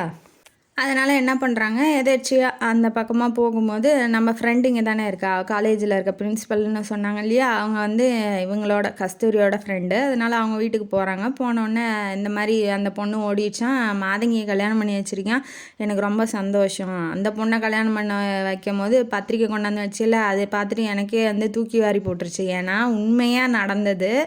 அந்த பெரியப்பா இருக்காங்க இல்லையா மாதங்கியோட, அவங்களோட அந்த ஜெயந்தி பொண்ணு தான் அந்த மாதிரி பண்ணியிருக்கு. அதாவது இவ மாதங்கி ரொம்ப அமைதியானவ, படிப்பில் கெட்டிக்காரி, நல்லபடியாக பொறுப்பெல்லாம் எடுத்து நடத்துவா, நல்லபடியாக இருப்பா. ஆனால் அவள் வந்து அதுக்கு ஆப்போசிட். அப்படியே எல்லா சுட்டித்தனமும் பண்ணிக்கிட்டு, எல்லாம் காலேஜில் இருக்க பாய்ஸுக்கிட்டலாம் பேசிக்கிட்டு நல்லா ஃப்ரெண்ட்லியாக இருந்துக்கிட்டு லவ் பண்ணுறவன காலேஜ் வரைக்கும் கூட்டிகிட்டு வந்துட்டா. அதுக்கப்புறம் தான் நான் அவங்க பேரண்ட்ஸை கூப்பிட்டு பேசினேன், இந்த பொண்ணையா நீ கல்யாணம் பண்ணி வைக்க போகிறேன்னு சொல்லி. முதல்ல எனக்கு கஷ்டமாக இருந்துச்சு, அதுக்கப்புறம் இந்த பொண்ணை கல்யாணம் பண்ணிக்கிட்ட வாட்டி எனக்கு ரொம்ப சந்தோஷமாயிடுச்சு அப்படின்னு சொல்லி இவங்க சொல்கிறாங்க. சொன்னதுக்கப்புறம் தான் அவளுக்கு இப்போ நம்ம மருமகளை நம்ம சந்தேகப்பட்டுட்டோம், நம்ம வந்து கஷ்டப்படுத்தி மனசில் தப்பாக நினச்சதை கூட அவங்க ரொம்ப கில்ட்டியாக ஃபீல் பண்ணுறாங்க. அதனால் டெய்லி மருமகளுக்கு என்ன வேணுமோ வாங்கிட்டு போய் கொடுக்குறாங்க. என்ன தேவையோ வெளியில் கூட்டிகிட்டு போகிறாங்க, வா சினிமாவுக்கு போகலான்னு கூப்பிட்றாங்க, கோயிலுக்கு போகலான்னு கூப்பிட்றாங்க. பையன் திருந்திடுவான், இன்னைக்கு திருந்திடுவான், நாளைக்கு திருந்திடுவான்னு சொல்லி சமாதானப்படுத்திக்கிட்டு அப்படியே மருமகளை பார்த்துக்கிட்டு இருக்காங்க. இவனு எத்தனை நாளைக்கு ஒதுங்கி போவான். அவள்கிட்ட என்ன இல்லை, அழகு இல்லையா, அறிவு இல்லையா, அன்பு இல்லையா, என்ன இல்லை அவள்கிட்ட. ஒய்ஃபுங்கிற எல்லா தகுதியும் இருக்குது. உனக்கு மனசுக்கு பிடிக்கல அப்படின்னா கொஞ்சம் கொஞ்சமாக மனசை மாற்றிக்க வேண்டியதுதான். ஏன்னா இப்போ உனக்கு வேறு சாய்ஸ் இல்லை. கல்யாணம் ஆன பொண்ணு ஆயிட்டா, காதலிச்சவ, கல்யாணம் பண்ணிக்க போகிற பொண்ணும் ஓடிட்டா. இப்போ என்ன அதுக்கு மேலே என்ன இருக்குது. அப்போ மனைவியாக வந்தாலும் இனிமேட்டு காதலிச்சிக்க வேண்டியதான் அப்படின்னு சொல்லி அவனும் கொஞ்சம் கொஞ்சமாக மனசு மாற ஆரம்பிக்கிறான். ஏன்னா பண்ணுற ட்ரெஸ்ஸிங்கு, அவள் போட்டுக்கிற நகை, அவள் பார்க்கப்ப அழகாக இருக்கா, அன்பாக நடந்துக்கிறா, என்ன தேவையோ அதை பண்ணுறா, டயத்துக்கு என்ன அவனுக்கு தேவைங்கிறத அப்படியே அச்சில் பேசுகிறாமல் அப்படியே பண்ணுறா. அப்படிங்கும்போது யாருக்காக இருந்தாலும் அன்பு தானாக வரும் இல்லையா. அதனால் அவனும் கொஞ்சம் கொஞ்சமாக மாற ஆரம்பிக்கிறான். மாதங்கியோட பர்த்டே அன்றைக்கி, அதனால் கோயிலுக்கு போயிட்டு வாங்க அப்படின்னு சொல்லி 2 பேர்த்தையும் தனியாக அனுப்பிச்சி விட்றாங்க. ரொம்ப அழகாக இருக்கா பார்க்குறதுக்கு, சாரியில் நீ ரொம்ப அழகாக இருக்கா அப்படின்னு சொல்லி காரில் போகும்போது சொல்கிறான். அவளுக்கு ரொம்ப சந்தோஷம், இவனாக பேசுகிறது அன்பாக பேசுகிறானே பரவாயில்ல அப்படின்னு சொல்லிட்டு 2 பேரும் சாமியை சேவிச்சுட்டு இப்போ வீட்டுக்கு போகிறாங்க. வீட்டுக்கு போனதுக்கப்புறம் தான் ரூமுக்கு போயிட்டான் அவன். போனதுக்கப்புறம் தான் ஒரு குண்டு. என்ன அப்படின்னா, இவன் வந்து பெரியம்மாக்காரி பண்ண லூட்டி பத்தாதுன்னு லெட்ரு அனுப்பிச்சி விட்ருக்காங்க. யாரோ மொட்டை கடுதாசி போட்டிருக்காங்க. இந்த மாதிரி காலேஜ்லேயே என்னை வந்து காதலித்து ஏமாற்றி உன் ஒய்ஃப் வந்து ஏமாற்றிட்டா, இந்த மாதிரி ஏமாத்துக்கார பொண்ணு தான், அவளை பார்த்தா யாருமே நம்ப மாட்டாங்க, அப்படி அன்பாக தெரிகிற மாதிரி இருப்பானா, அவ்வளவும் விஷம் அப்படின்னு சொல்லிட்டு லெட்டர் எழுதி போட்டு மொட்டை கடுதாசி மாதிரி வந்திருக்கு. அதை பார்த்து அவனுக்கு என்ன ஆயிடுச்சு அப்படின்னா, இந்த அவங்க வீட்டுக்கு தான் நிறையா அந்த ஆஃபீஸ் ஒர்க் விஷயமா நிறைய லெட்டர்ஸ் வரும் இல்லையா, அதில் வந்து இந்த லெட்டர் வந்திருக்கு. அதை பார்த்து அவனுக்கு வந்து டென்ஷனாக, ஏற்கனவே பொண்டாட்டியை பிடிக்கல, இப்போ இந்த மாதிரி கடுதாசி வந்தோடனே நம்மளே ஏமாற்றிட்டாலே, நம்மளை அழகில் மயக்கி நம்மளே விழுவ பார்த்துருப்போமே, உடனே நம்பிடுறான். கொஞ்சம் கூட இந்த மாதிரி நம்பிக்கையெல்லாம் சரி அவள் அப்படி பண்ண மாட்டா, எதுக்கும் அவள்கிட்ட கேட்டு தெரிஞ்சுக்கலாம் அப்படிங்கிற ஒரு எண்ணம் கூட இல்லாமல் உடனே நம்பிடுறா. அட் த சேம் டைம் அந்த பெரியம்மாக்காரி வந்திருப்பா இல்லையா, அப்போ வந்து இவள்கிட்ட, அதாவது மாதங்கிட்ட அந்த பெரியம்மாக்காரி என்ன சொல்லியிருப்பா அப்படின்னா, அவனுக்கு ஆக்சிடெண்ட் ஆயிடுச்சு, அதாவது கல்யாணத்துக்கு முன்னாடி ஆக்சிடெண்ட் ஆயிடுச்சு, இந்த மாதிரி புருஷனாக அவனால் இருக்க முடியாது, அதனால் பார்த்து நீ நல்லா சந்தோஷமாக தானே இருக்க அப்படின்னு சொல்லி அந்த புள்ள மனசுலையும் கிளைக்க பார்த்துருக்கா இவ பெரியம்மாக்காரி. ஆனால் அவள் வந்து மாதங்கி நம்பலை, அதை பற்றி நான் எந்த கேள்வியும் கேட்கல. ஆனால் இவன் வந்து யாரோ எவரோ எப்படியோ எழுதுன அந்த மொட்டை கடுதாசியை பார்த்துட்டு நம்புகிறான். ஏன் எவன் மெனக்கட்டு இந்த மாதிரி எழுதி போடணும், லெட்டர் எழுதி போடணுன்னு என்ன அவசியம் இருக்குது? அப்போ இவன் உண்மையிலேயே அதை பண்ணியிருக்கா அப்படின்னு வாட்டி டென்ஷன் ஆகி கீழே வந்தோடனே, இவன் நான் திரும்ப வர்றதுக்குள்ளே இவன் இந்த வீட்டில் இருக்கக்கூடாது, நான் வேணுமா அவள் வேணுமான்னு நீங்கள் முடிவு பண்ணிக்கோங்க அப்படின்னு சொல்லிட்டு இவன் கிளம்பி போயிடுறான் வெளியூருக்கு. இதை வந்து டென்ஷன் ஆகிட்டாங்க அந்த அம்மா. இப்போ இவன் என்ன தப்பு பண்ணா, இந்த தப்புக்காக இவளை ஒதுக்கி வையே, இல்லை எனக்கு சுத்தமாக பிடிக்கல அப்படின்னா அந்த பொண்ணோட வாழ்க்கை என்ன ஆகும், அந்த பொண்ணோட நிலமை என்ன ஆகும்? இவ்வளோ தூரம் இவ்வளோ நல்லா பார்த்துக்கிற அன்பான பொண்ணையே இவனால் மனைவியாக வச்சுக்க முடியலன்னா வேறு யாரை இவன் வந்து மனைவியாக வச்சு வாழ போகிறான் அப்படிங்கிற ஒரு விரக்தி வந்து பையன் மேலே வந்துடுது. நீயும் இனிமேட்டு இங்கேருந்து கஷ்டப்படாத, அந்த பொண்ணோட வாழ்க்கை வந்து இப்போ கெட்டு போயிடுச்சு இல்லையா, வார்த்தைக்கு வார்த்தை என்ன அம்மா அம்மான்னு சொல்கிற ஒரு அம்மாவாக நான் என் பொண்ணோட வாழ்க்கையை வந்து இப்படி சீரழிக்க விரும்பலை. அதனால் என்ன பண்ணுறேன்னா, இந்த வீடே கதின்னு இருக்காத, என் ஃப்ரெண்டு பெங்களூரில் இருக்கா, அவள் வீட்டுக்கு அனுப்பிச்சி விட்றேன், அவளும் தனியாக தான் இருக்கா, நீ அங்கே போய் இரு, படி, நல்லபடியாக படி, உனக்குன்னு ஒரு வேலையை தேடிக்கோ, நீயா சம்பாத்தியம் சம்பாதிக்க கற்றுக்கோ, உன்னோட வாழ்க்கை யாருமே இல்லாமல் உன்னால் வாழ முடியும்னு உன்னால் ப்ரூஃப் ஒன்று, அந்த வேலையில் நீ பாரு. ஏன்னா அவங்க பெரியப்பா பெரியம்மா வீட்டுக்கு உன்னை அனுப்பிச்சி விட எனக்கு துளி கூட விருப்பம் இல்லை. அங்கே போனால் இதை விட நீ கஷ்டப்படுவ, அந்த கஷ்டத்தெல்லாம் நான் பார்க்க விரும்பலை, நான் சொல்கிற மாதிரி நீ செய்வல்ல, அப்படிங்கும்போது நீ என்ன சொன்னாலும் பரவாயில்லத்தான் நான் செய்கிறேன் அப்படின்னு சொல்லி அந்த பொண்ணு சொல்கிறா. அவங்க பேங்க்கில் வந்து கூட்டிகிட்டு போய் ஓரளவுக்கு அமௌண்ட்டு போட்டு வைக்கிறாங்க அந்த பொண்ணு பேரில், அதாவது மருமக பேரில் போட்டு வைக்கிறாங்க. நகையெல்லாம் லாக்கரில் கொடுத்துட்டு சாவி அவள்கிட்ட கொடுத்துட்டாங்க, பத்திரமா வச்சுக்கோ அப்படின்னு சொல்லிட்டு உயில் எழுதி வச்சுருக்காங்க. என்ன அப்படின்னா, எனக்கு அப்புறம் பாதி சொத்து வந்து அந்த பொண்ணுக்கு போகிற மாதிரி, அதாவது ஹீரோயினிக்கு போகிற மாதிரி உயில் எழுதி வச்சு ஜெராக்ஸ் வந்து அவள் கையில் கொடுக்குறாங்க. ஏன்த்த இதெல்லாம் பண்ணுறீங்க, எனக்கு வேணாந்த அப்படின்னு சொல்லும் போது, இல்லைம்மா எனக்கு உடம்பு சரியில்லை, என்னை நம்பி நீ வந்திருக்கா, என்னை வீட்டில் இருந்திருக்கா, இத்தனை நாளாக என்னை பார்த்துட்டு இருந்திருக்கா மக மாதிரி, என்னால் முடிஞ்சது, ஏதாவது திடீர்னு நீ வர்றதுக்குள்ளே எனக்கு எதை வேணாலும் ஆகலாம் இல்லையா, அதனால் என்னால் முடிஞ்சது ஏதோ அதை நான் பண்ணுறேன், நீயா நல்லா படித்து சுயமாக நீ வந்து பொழைக்க கற்றுக்கோ இந்த உலகத்தில் அப்படின்னு சொல்லி அமுச்சு விட்றாங்க. கண்ணு கலங்குது 2 பேர்த்துக்குமே. நம்ம படிக்கும் போதோ கேட்கும் போதோ நமக்கே கண் கலங்குது. ஏன்னா அப்போ ஒரு மாமியார் இந்த அளவுக்கு இருப்பாங்களா அப்படின்னு சொல்லிட்டு, அன்பு வந்து கடவுள் எப்படியா இருந்தாலும் ஒரு ஆளை அமுச்சு விடுவார் இல்லையா, அந்த மாதிரி அன்புக்காக ஏங்க ஒரு ஜீவனுக்கு இந்த மாதிரி கிடைக்கும் போது அவளும் அழுகிறா, நமக்கும் அழுக தான் வருது. என்ன பண்ணுறது, இந்த பையன் இருக்கானே இந்த ஹீரோ, இவனெல்லாம் நர்மதா அப்படிங்கிறவங்கள்ட்ட அனுப்பிச்சி விட்டாங்க இல்லையா, அங்கே போயிட்டு ஒரு 6 மாதம் வந்து நல்லா படிக்கிறா, அவளுக்கான type writing, computer science, computer education அதெல்லாம் கற்றுக்கிறா. அதுக்கப்புறம் இவளா ஒரு டிகிரி முடிச்சுட்டு படிச்சுக்கிட்டு இருக்கா. படித்து முடித்ததுக்கப்புறம் வாழ்க்கை என்ன அப்படிங்கிறத அவங்க நர்மதா வந்து கேட்டுட்ருக்காங்க. இந்த பக்கம் என்ன ஆகுது அப்படின்னா, பையன் திரும்ப வந்துட்டான். வீட்டில் வந்து அவங்க சமைக்கிறது இல்லை, அவங்க வேலையை பார்த்துட்டு போயிடுறாங்க. ஏன்னா அவங்களுக்கு முடியல, எத்தனை நாளைக்கு அவனுக்கு ஆக்கி போட்டுக்கிட்டு இன்னும் எத்தனை நாளைக்கு அவங்க பார்த்துக்க முடியும், உனக்கு யார் பிடிச்சிருக்கோ என்ன வேணாமோ பண்ணிக்கப்பா அப்படின்னு சொல்லி தண்ணி தெளித்து விட்டுட்டாங்க. ஏன்னா இதுக்கு மேலே பையன்கிட்ட போய் எதுவும் எதிர்பார்க்க முடியாது. அன்பாக அரவணைப்பாக அந்த வழியே ஒன்றை வச்சுக்கிட்டு வாழ முடியல. இனிமேட்டு வேறு ஒருத்தி வந்து இங்கே வாழ போகிற ஆளாக்கும் ஒன்றும் கிடையாது, நீ ஏன் பார்த்து உனக்கு என்ன வேணுமோ சமைச்சிக்கப்பா அப்படின்னு சொல்லிட்டு விட்டுட்டு போகிறாங்களா. இவனுக்கு காசு வந்து பணம் இருந்தும் இவனுக்கு வயிற்றுக்கு நல்லபடியாக சாப்பிட முடியல. ஏன்னா வேலை அந்தளவுக்கு வேலை, ஆஃபீஸ்லேயும் வேலை.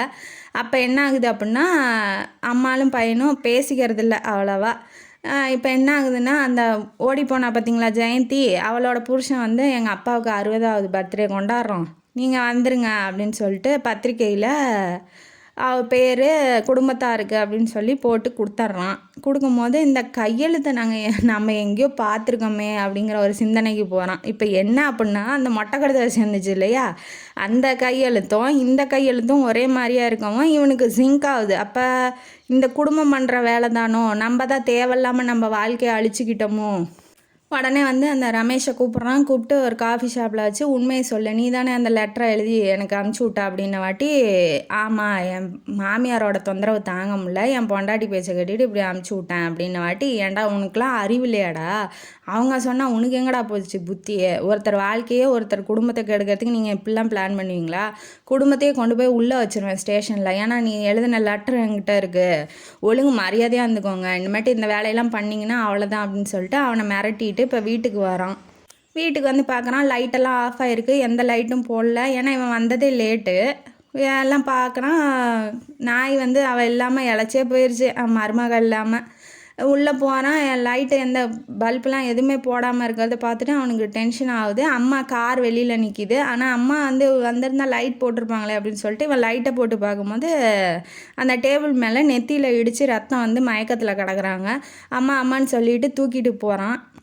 ஹாஸ்பிட்டலுக்கு தூக்கிட்டு போய் சேர்க்குறான். என்ன தான் இருந்தாலும் சண்டை போட்டிருந்தாலும் கோவம் இருந்தாலும் அம்மாக்கிட்ட வந்து நம்ம பேசாமல் இருந்திருக்கக்கூடாது. இப்போ நீ நம்மளாக போய் பார்த்தா தான் அம்மாவுக்கு வந்து இப்படி நிலமை இருக்கிறதுன்னு தெரியுது. வீட்டில் ஆள் இருக்கணும் இல்லையா, வீட்டில் யாருமே இல்லைங்கும் போது ஏதாவது நடந்தால் கூட தெரிய மாட்டேங்குது அப்படிங்கிற ஒரு ஃபீலிங்ஸ்லேயே இருக்கான். இப்போ தான் அந்த பொண்ணு, அதாவது ஹீரோயினியோட அருமையெல்லாம் தெரியுது. இப்போ அவன் தான் காப்பாற்றிருப்பா, அவன் தான் அம்மாவுக்கு இந்த நிலமை ஏற்பட்டிருக்காது, எல்லாத்தையுமே நம்ம தான் கெடுத்துட்டோம், நம்ம வாழ்க்கை நம்ம அந்த யானை மேலே தானே மண்ணை வாரி போட்டுக்கிற மாதிரி இவனே வந்து மண்ணை வாரி போட்டுக்கிட்டு இப்போ யோசிச்சுட்டு இருக்கான். அந்த பக்கம் என்ன ஆயிருக்கு, இந்த அம்மாவுக்கு எப்படி மயக்கம் வந்திருக்கும், இந்த அம்மா எப்படி அடிபட்டு கிடந்திருக்குன்னு ஒரு ஃப்ளாஷ்பேக் வருது. என்ன அப்படின்னா, அந்த அம்மா கேட்டிருப்பாங்க இல்லையா நர்மதா, அதாவது ஹீரோயினி பேர் மாதங்கிட்ட கேட்டிருப்பாங்க இல்லையா, அவன் என்ன சொல்லியிருப்பான், இனிமேட்டு படித்து முடிச்சுட்ட வேலைக்கு போறியா இல்லை உன் வாழ்க்கை எப்படி இருக்கு, ஏன்னா தான் கழுத்தில் விழுந்த மகளை வந்து சுருக்காயிருச்சு, நீ வந்து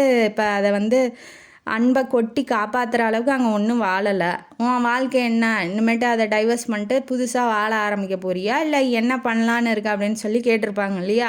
அதனால் இப்போ லெட்டர் எழுதியிருக்கா அத்தைக்கு, என்னன்னா இந்த மாதிரி நான் கஷ்டப்படுத்த விரும்பலை உங்கள் பையனை, மனசுக்கு பிடிக்காமல் எத்தனை நாள் அவருக்கு என் கூட இருக்கணும், அதுவும் இல்லாமல் வருஷம் பூரா மூஞ்ச காமிச்சிக்கிட்டே இருக்காரு, அதனால் உங்கள் பையனுக்கு யாரை பிடிச்சிருக்கோ அவங்கள கல்யாணம் பண்ணி வச்சுருங்க, வேணாம் தான் எனக்கு சொத்து வேணாம் பணம் வேணாம் ஒன்றும் வேணாம், நான் வந்து நர்மதா ஆண்டி அங்கே ஊருக்கு வரும்போது கொடுத்து அனுப்பிச்சி விட்டுறேன், நான் படிச்சுட்டேன், என்னால் சுயதொழில் பண்ண முடியும், என்னை காப்பாற்றிக்க முடியும், நர்மதா அம்மாட்டையே நான் இருந்துக்கிறேன், நகை பணம்லாம் அனுப்பிச்சி விடும் போது இந்த டைவர்ஸ் பத்திரத்தையும் அனுப்பிச்சி விட்றேன், நீங்கள் உங்கள் பையன்கிட்ட கையெழுத்து வாங்கி எனக்கு அனுப்பிச்சி விட்ருங்க அப்படின்ன வாட்டி, ஒரு பொண்ணோட வாழ்க்கை நம்மளால் இப்போ நாசமாக போயிடுச்சு, நம்ம பையனுக்கு இப்படி வாழ தெரியலையே, நம்ம மருமவை நம்மளை விட்டு போயிடுவாளோ அப்படிங்கிற ஒரு எண்ணத்துலேயே அவங்களுக்கு மயக்கம் தலையை கிறக்க அடித்தோன்னே அப்படியே அந்த டேபிள் மேலே விழுந்து டேபிளில் வந்து தலையில் அடிபட்டு இப்போ ரத்தம் வர கிடந்திருக்காங்க. இதுதான் நடந்திருக்கு. அந்த லெட்டரும் வந்து பறந்துட்டு போய் முன்னாடி விழுந்திருக்கான். இவன் தூக்கிட்டு அம்மா ஹாஸ்பிட்டலுக்கு போகிற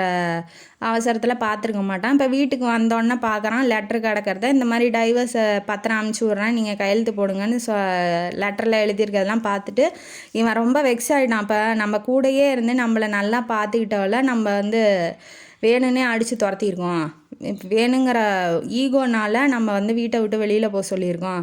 அவள்கிட்ட ஒரு வார்த்தை கூட கேட்காம அவளோட சுச்சுவேஷன் என்னங்கிறத புரிஞ்சிக்காமலே நம்ம இந்த மாதிரி பண்ணியிருக்கோம். நம்மளை நினச்சி நம்மளே நான் என்னை நினச்சி நானே வந்து கேவலப்படுறேன், துக்கப்படுறேன், துயரப்படுறேன் அப்படின்னு சொல்லி அவனுக்கு வந்து ஃபீலிங்காக ஆகுது. அம்மா முழிச்சிட்டு இருக்காங்க. அம்மாட்ட போய் சொல்கிறான், இந்த மாதிரி நான் போய் மாதங்கியை கூட்டிகிட்டு வந்துடுறேம்மா, எனக்கு அவள் தான் மனைவி, இனிமேட்டு நான் அவளை யாருக்காகவும் விட்டு கொடுக்க மாட்டேன் அப்படின்னு வாட்டி, அதை நீ நினச்சிட்டு இருக்கடா, ஆனால் அவள் வேறு யாரையாவது பார்த்து லவ் பண்ணியிருந்தா என்ன பண்ணியிருப்பேன், அம்மா இப்படிலாம் சொல்லாதீங்க அப்படின்னு சொல்லி இப்போ தான் ஒய்ஃபுங்கிறது அவனுக்கு உரைக்குது. அதனால் என்ன பண்ணுறான், இல்லைம்மா அப்படிலாம் நடக்காது, நான் கையில் காலில் விழுந்தாவது அவளை கூட்டிகிட்டு வந்துடுறேன் அப்படின்ன வாட்டி இவன் அட்ரஸ்லாம் கேட்டு தெரிஞ்சுக்கிட்டு இவன் போகிறான். போனதுக்கப்புறம் நர்மதா அம்மா உட்காந்துட்ருக்காங்க. அவள் வெளியில் போயிருக்கான் அப்பா வேலைக்கு. அவள் வர 4 மணி ஆகும். என்னோட வேலைக்கு போயிருக்காளான்னொன்னே அவன் டென்ஷன் ஆகிட்டான். இவள் எப்படி வேலைக்கெலாம் அமுச்சு விடலாம் அப்படிங்கிற மாதிரி.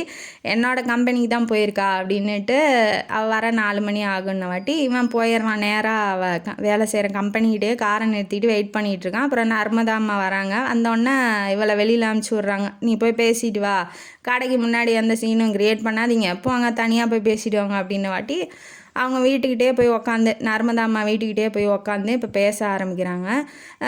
இந்த மாதிரி அம்மாவுக்கு முடியல, நீ வந்தால் கொஞ்சம் நல்லாயிருக்கும் அப்படின்ன வாட்டி, நான் எதுக்கு அப்படின்னு சொல்கிறா. நீ எதுக்கா, நீ தான் மருமக, நீ என்னோட பொண்டாட்டி, நீ வந்து பார்த்துக்காம யாரி பார்த்துக்குவா அப்படின்னு சொல்லி இவன் பேச ஆரம்பிக்கிறான். ஓ இப்போ இத்தனை நாளாக தெரியலையா அவங்களுக்கு அப்படின்னு வாட்டி, ஆமாம் நான் பண்ணது தப்பு தான், என்னை மன்னிச்சிரு, நீ நான் உனக்கு கணவனாக இருக்க விருப்பப்படுறேன், நீ என்னை மன்னிச்சு ஏற்றுக்குவியா, யாரை தப்பு செஞ்சாலும் இன்னொரு வாய்ப்பு கொடுப்பாங்க, அதே மாதிரி எனக்கு கடைசியாக ஒரு வாய்ப்பு கொடு, நான் காப்பாற்றுவேன்னு உனக்கு நம்பிக்கை இருக்குல்ல அப்படின்னு சொல்லி கெஞ்சறான். அதுக்கு மேலே அவளால் என்ன பேச முடியும்?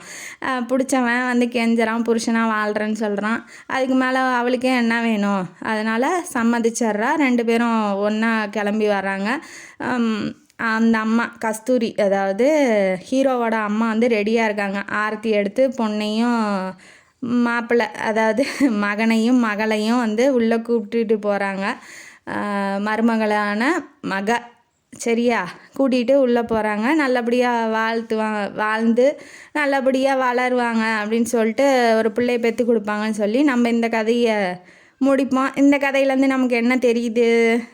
அன்பை உதாசீனப்படுத்திடாதீங்க. ஏன்னா எல்லாத்துக்குமே இவனை மாதிரி இன்னொரு சான்ஸு கிடைக்க வாய்ப்பு இல்லை. அது புருஷனாக இருந்தாலும் சரி, பொண்டாட்டியாக இருந்தாலும் சரி, நமக்கு தேவையில்லைன்னு சொல்லி அன்பை வந்து வெறுத்து ஒதுக்கிடாதீங்க. ஏன்னா அந்த அன்பு கிடைக்காம நிறைய உயிர்கள் வந்து இந்த உலகத்தில் இன்னும் வாழ்ந்துட்டுருக்காங்க. அதனால் கிடைக்கிற அன்பை அனுபவிங்க, தேவையில்லாமல் உதாசீனப்படுத்திட்டு கடைசி நேரத்தில் கஷ்டப்படாதீங்க அப்படிங்கிறது இந்த கதையோட கருத்து. இந்த கதைங்கானால உங்களுக்கு பிடிச்சிருந்தா லைக் பண்ணுங்கள், ஷேர் பண்ணுங்கள், சப்ஸ்கிரைப் பண்ணுங்கள், கமெண்ட் பாக்ஸில் கமெண்ட் பண்ணுங்கள். நன்றி மக்களே.